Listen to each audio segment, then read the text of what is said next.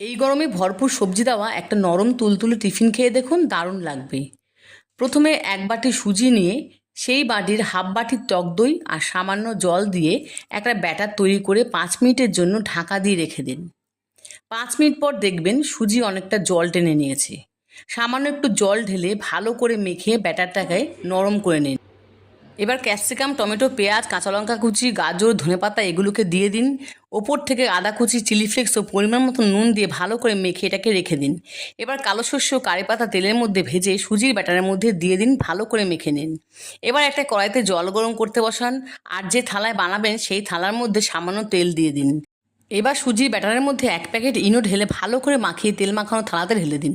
থালাটাকে কড়াইতে বসিয়ে দিন আর মিডিয়াম ফ্লেমে ঢেকে দিন 20 মিনিটের জন্য। 20 মিনিট পর কাঠি ঢুকিয়ে টেস্ট করুন। কাঠির গায়ে না লাগলে ঠান্ডা করে নিয়ে চৌকো চৌকো করে কাটুন।